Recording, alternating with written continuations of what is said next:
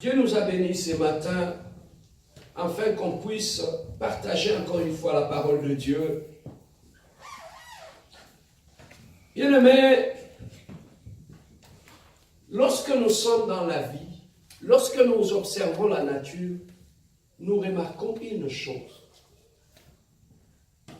Tout créateur, après avoir créé une télé, la radio, une montre, une voiture, avant de l'exposer en public, il prend toujours le temps de le tester.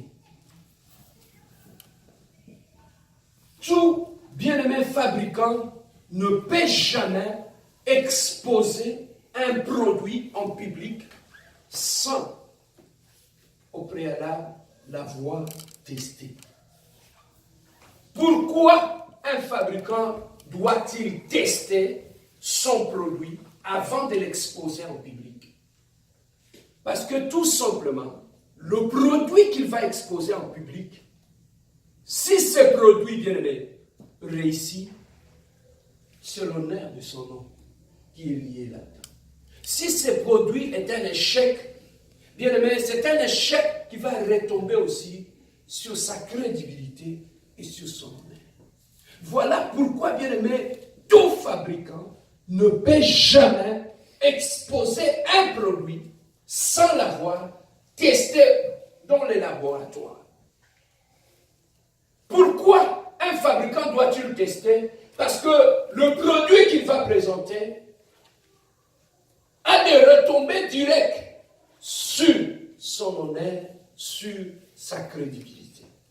Voilà pourquoi, bien aimé, deux fois lorsque nous allons au marché, on achète des produits et on achète par exemple un frigo et le frigo ne marche pas très bien. C'est la réputation de la compagnie aussi qui est mise en jeu. Amen, non?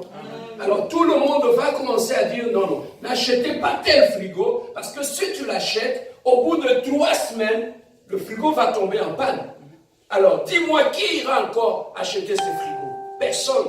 Pourquoi? Parce que la réputation même de ces frigos est mal répandue et jusqu'à point d'affecter la crédibilité du fabricant. Voilà pourquoi tout fabricant qui se respecte, avant d'exposer son produit en public, prend toujours le temps de le tester pour savoir si le produit est fiable, si le produit est bien, afin que lorsque, bien aimé, je vais le mettre en public, la réputation de ce frigo va aller plus loin et on va acheter le frigo et lorsque prochainement je vais fabriquer un autre produit, bien aimé, les gens viendront acheter le produit. Voilà, bien aimé, dans le Seigneur, si les gens du monde peuvent, pour leur honneur, pour leur crédibilité, prendre le temps de tester chaque produit, et à combien plus forte raison notre Dieu. Bien-aimé, Dieu, avant qu'il t'expose en public devant les hommes, il doit d'abord te tester. Avant que Dieu ne puisse t'élever, il commence d'abord par te tester.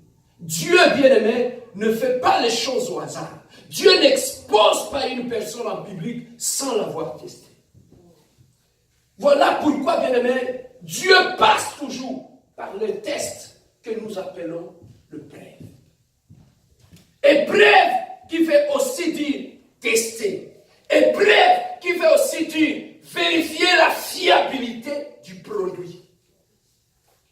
Dieu ne peut pas t'élever sans pour autant te faire passer à l'école de l'épreuve. Bien aimé, dans la vie chrétienne, il y a une école qu'on appelle l'école des épreuves. Souvent, la vie chrétienne avait été très mal enseignée aux gens.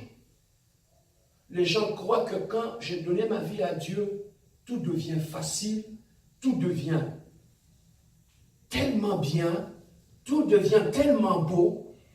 Et c'est de cette façon qu'on les a enseigné la vie chrétienne. Mais lorsqu'ils rencontrent des obstacles dans la vie chrétienne, le seul fait qu'ils ne sont pas enseignés.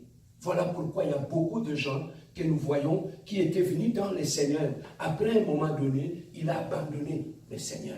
Tout simplement pourquoi? Parce qu'on ne l'avait pas préparé, on ne l'avait pas bien expliqué ce que c'est la vie chrétienne. Voilà pourquoi nous ici à l'église, la compassion, on met plus l'accent sur l'enseignement et la prière. Est-ce que quelqu'un peut dire après moi l'enseignement et la prière? Nous mettons beaucoup plus l'accent sur l'enseignement et la prière. Pourquoi? Parce que pour voir la gloire de Dieu, on a besoin de ces deux choses. Être enseigné et on a besoin de la prière. Une église, bien aimée, où on ne fait qu'enseigner sans la prière, c'est une église où on ne verra jamais de témoignage. Ou une église où on prie beaucoup, mais on n'enseigne pas, c'est une église qui ne verra pas aussi la main de Dieu. Voilà pourquoi tu peux trouver des églises où des gens prient quand tu pries, mais quand, après la prière, tu les observes, bien aimé, il n'y en a rien à voir avec un chrétien.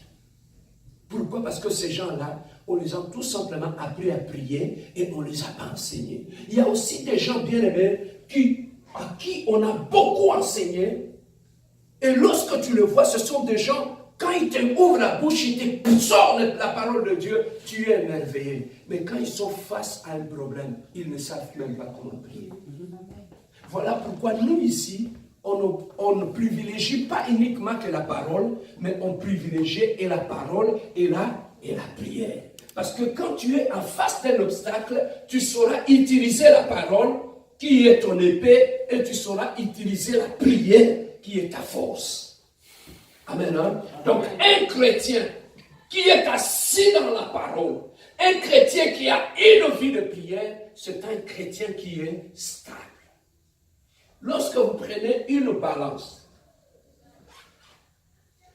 pour que ça puisse avoir de l'équilibre, il faut placer de poids tous les deux côtés, n'est-ce pas? Quand il y a plus de poids ici, ça va pencher un seul côté. Quand il y a plus de poids de l'autre, ça va pencher de l'autre côté. Donc pour avoir de l'équilibre, il faut que le poids qui est à gauche et à droite soit pareil. Pour retrouver l'équilibre. C'est comme ça aussi dans la vie chrétienne. Pour qu'on puisse mener une vie chrétienne qui est équilibrée. À gauche, tu dois avoir la connaissance de la parole et à droite, tu dois avoir la vie des prières. Parce que si tu as seulement la parole, tu es déséquilibré. Si tu as seulement la vie de prière, tu vas être déséquilibré. Donc ici, on enseigne l'équilibre. Est-ce que quelqu'un peut dire l'équilibre? L'équilibre. Voilà pourquoi on enseigne et la parole de Dieu et la prière. Donc, un chrétien équilibré, un chrétien fort, un chrétien qui est stable, c'est un chrétien en qui on peut trouver et la parole de Dieu et on peut trouver la prière. Amen. Hein? Amen. Regarde ton voisin, dis-lui, tu dois avoir la parole de Dieu et la prière. Oui, bien aimé. Donc, voilà ce que Dieu fait. Avant d'exposer quelqu'un, il doit d'abord au préalable le faire passer par l'école des épreuves. Un chrétien qui est passé par l'école des épreuves, c'est un chrétien qui est mis. C'est un chrétien qui est fort. C'est un chrétien qui est stable. Voilà pourquoi, bien aimé, Dieu ne peut pas t'élever sans pour autant prendre le temps de te préparer. Vous savez, il y a beaucoup de gens qui envient la vie de riche. Ils aiment tellement cette vie-là. J'aime leur mode de vie.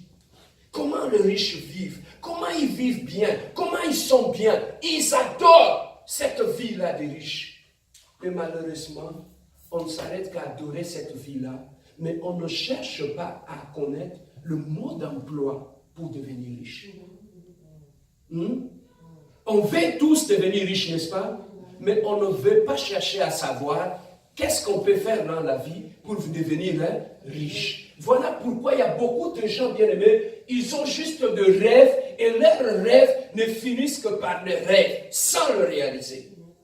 Pourquoi? Parce qu'ils ne les apprennent pas. C'est comme quelqu'un qui va, par exemple, je dirais à l'hôpital, qui regarde les infirmiers, qui regarde le médecin et dit « Oh, j'aimerais un jour être médecin. » Mais pour que tu sois médecin, il y a une procédure à suivre. Amen. Hein? C'est ça ce qui est à l'église. À l'église, tu vas écouter des gens. Oh, je serai la tête et non la queue. Je serai grand. Je serai ceci. Je serai ceci. Oh, combien de mots? Tu n'es pas. Pourquoi? Parce qu'on ne cherche pas à comprendre comment on devient grand. L'église aujourd'hui s'arrête au slogan.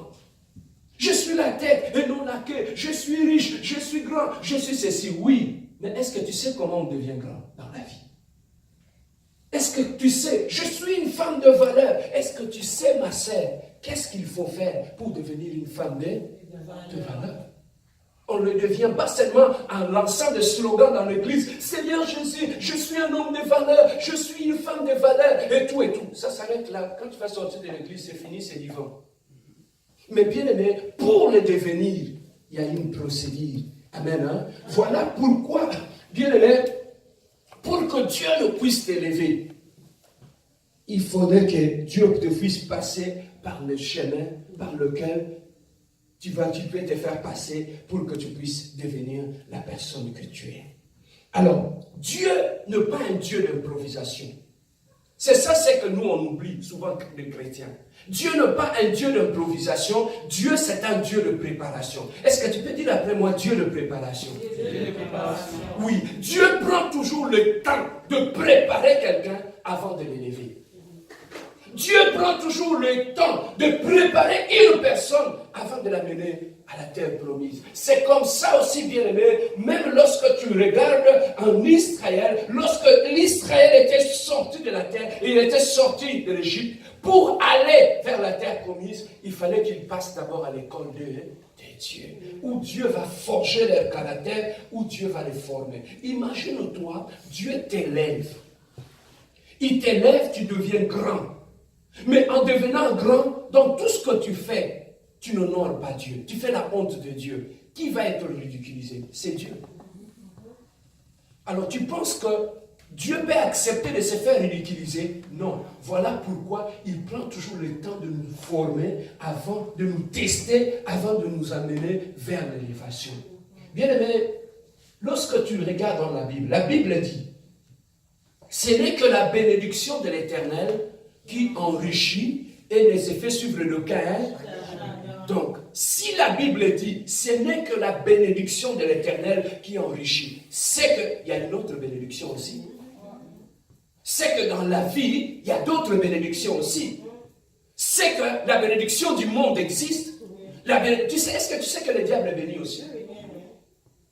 La bénédiction du monde existe. La bénédiction du diable existe. Et la bénédiction de Dieu existe. Maintenant, Dieu regarde l'homme. Il dit à l'homme, parmi toutes les bénédictions qui sont devant toi, il n'y a qu'une seule bénédiction qui enrichit. C'est la bénédiction de l'Éternel. Et cette bénédiction-là ne se fait suivre aucun. C'est que les autres bénédictions peuvent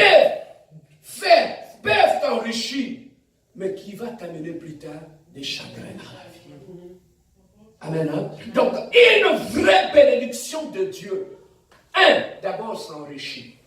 Deux, ne se fait suivre aucun chagrin. C'est garanti. C'est un produit que Dieu lui-même dit, lorsque moi, Dieu, je t'ai béni, tout est garanti. Il n'y aura plus de chagrin dans ta vie. Donc, ça veut dire que lorsque Dieu te donne un mari, ce mari-là va t'enrichir et ne te fera pas pleurer. S'il te donne une femme, et cette femme-là va être un bonheur pour toi et ne te fera pas pleurer. Amen. Hein? Donc, si Dieu te donne un mariage, ce mariage-là, ça va être un bonheur pour toi.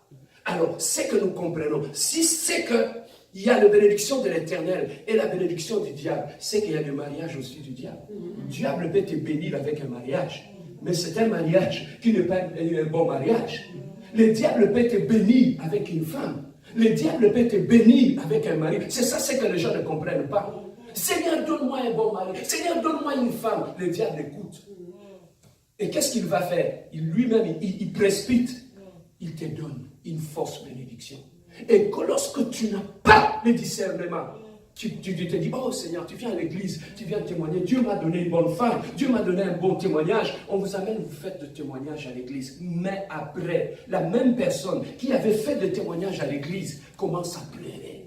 Donc ça veut tout simplement dire, ce qui est bizarre, dans l'église, il y a des gens par rapport à qui le diable les bénit. Quand ils viennent à l'église, ils donnent des témoignages.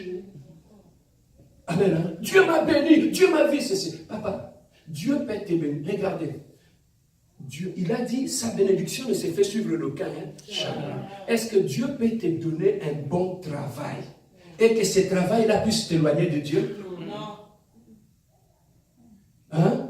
Est-ce que Dieu, il est Dieu? Il peut te donner un bon travail et que ce travail-là t'empêche d'aller au culte le dimanche? Non. Au moins qu'il se contredit.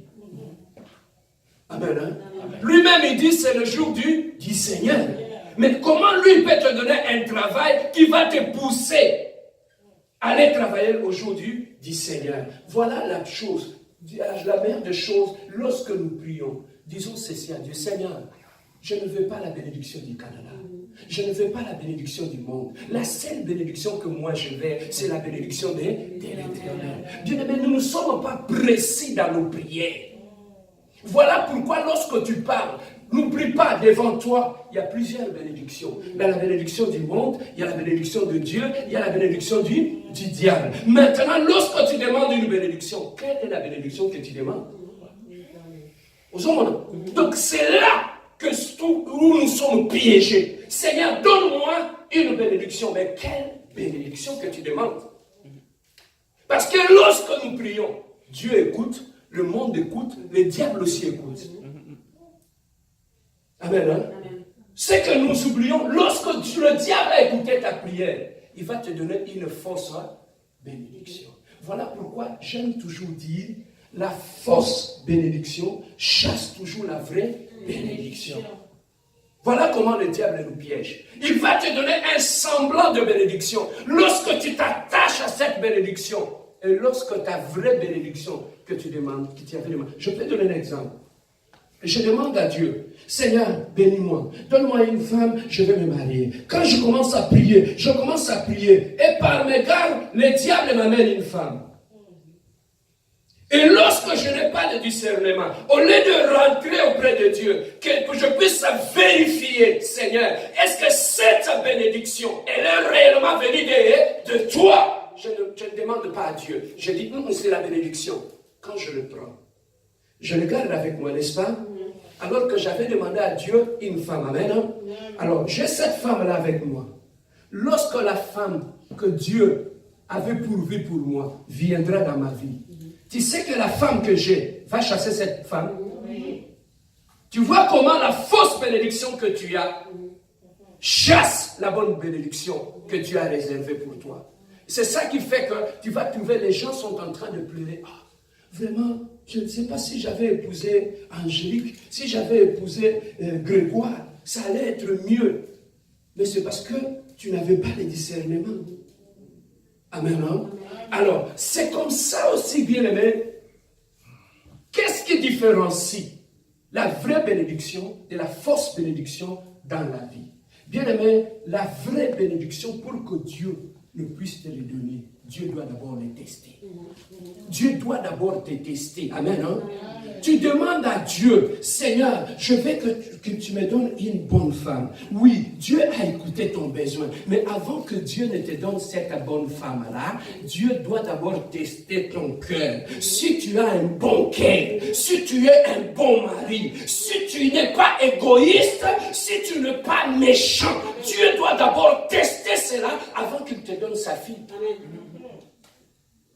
Tu penses que comme ça, Dieu va donner, il vient comme ça, il donne? Non. Et c'est pareil aussi. Lorsque tu demandes à Dieu qu'il te donne un mari, Dieu doit d'abord tester ton cœur. Si tu n'es pas une mauvaise femme, si tu n'es pas une tueuse d'héros, il va tester ton cœur. S'il trouve que tu as gagné, Dieu doit d'abord, te donner un diplôme parce que tu as gagné, et ensuite il te donne un bon mari. Amen. Je te donne un exemple. Prenons par exemple, je demande à Dieu, Seigneur, donne-moi un mari ou donne-moi une femme ou quelque chose de comme ça. Dieu me donne une femme.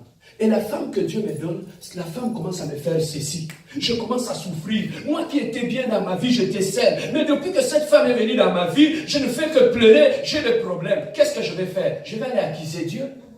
Seigneur, ce n'est pas cette femme-là que je t'avais demandé.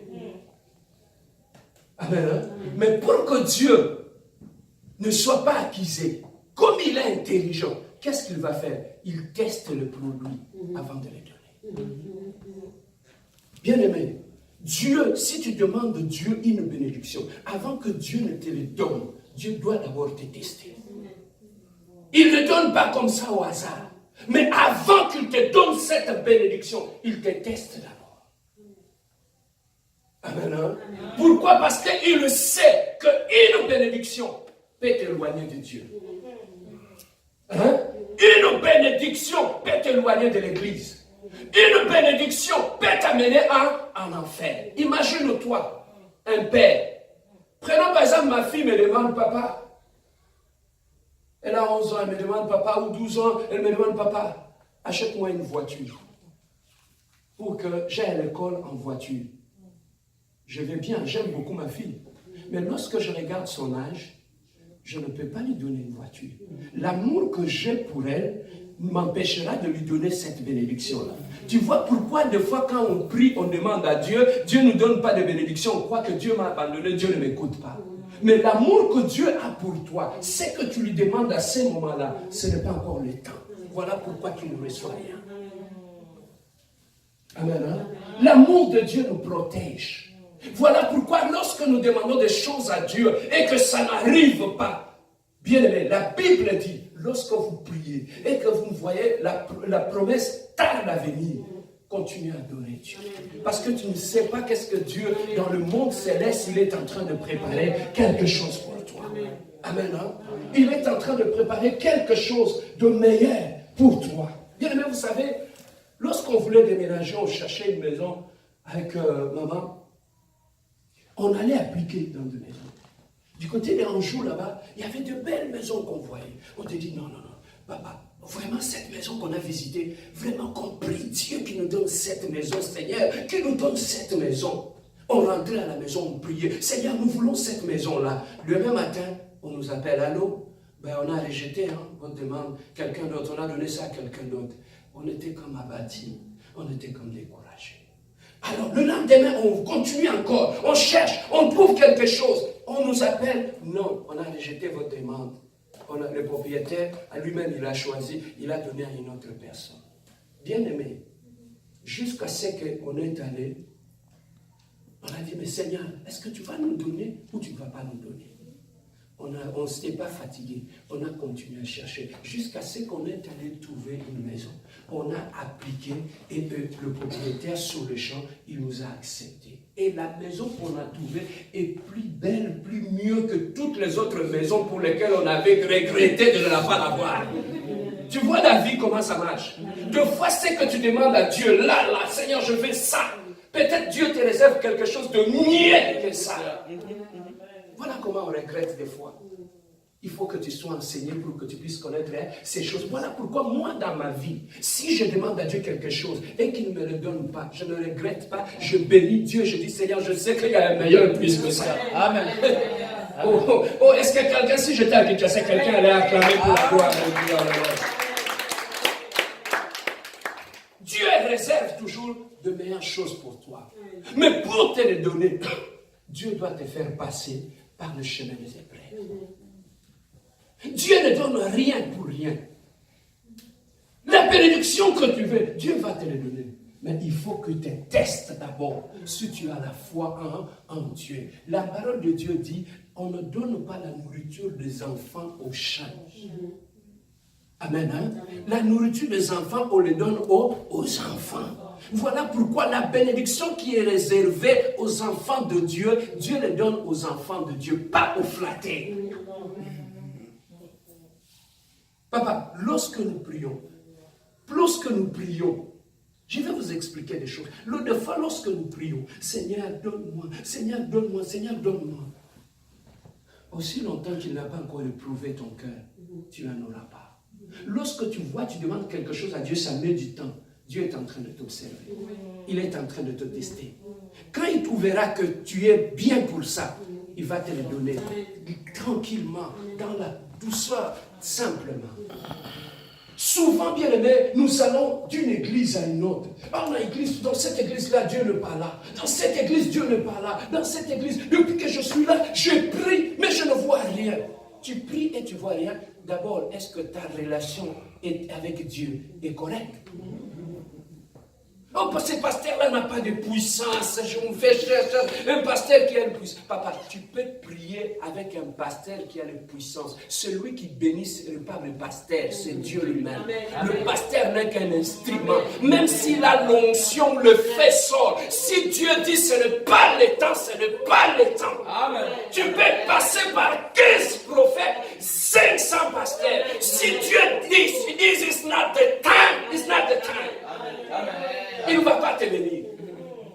C'est ça qu'on ne comprend pas. On croit que non, comme ce prophète-là, je priais avec lui, je n'ai pas réussi. On m'a dit qu'il y a un prophète vers Henri Bourassa là-bas. Lui, quand il prie seulement, c'est du tic-au-tac. Tu cours là-bas. Non, ça ne dépend pas de pasteur. Ça dépend de Dieu. C'est Dieu lui-même qui bénit. Amen. Lorsque c'est le temps de ta bénédiction, même un petit pasteur peut t'imposer la main et te dire tu es béni ma sœur et tu es béni. Et tu vois l'accomplissement. Pourquoi c'est dans le temps de Dieu? La Bible nous dit notre Dieu, il est le temps. Il est le Dieu de temps et de circonstances. Il n'agit que dans son temps. Amen. Voilà comment Dieu fait les choses. Mais lorsque tu ne comprends pas ces choses-là, tu vas courir d'un prophète à l'autre. Aucun prophète n'est béni. La personne qui bénit, la personne qui répond aux prières, c'est Dieu. Amen. Est-ce que je peux avancer? Amen. Alors ici, il y avait les 3 Hébreux qui sont allés à Babylone. Et pendant qu'ils étaient là, le roi avait élevé une sorte de statue. Il a dit à ces 3 Hébreux, il a dit à tout le pays, cette statue que j'ai élevée, lorsque vous entendrez le son de la trompette, tout le monde va se prosterner devant cette statue et tout le monde va commencer à adorer. C'était tout le monde dans le pays. Et à ce moment-là, lorsque la trompette sonnait, tout le monde se mettait à genoux et commençait à adorer sur la statue que le roi Nabuchodonosor avait élevée. Mais bien aimé, il y avait des Hébreux qui étaient aussi dans ce pays. Et ces Hébreux-là, lorsque tout le monde se mettait à genoux pour adorer Dieu, ces 3 Hébreux ne se mettaient jamais à genoux, n'adoraient jamais Dieu. Et alors que ces 3 Hébreux, Dieu leur avait donné, et le roi leur avait donné, il a pris une position où il devait gérer les choses dans le pays. Imagine-toi, vous êtes des étrangers dans un pays où on vous donne l'avantage de diriger ou de gérer quelque chose.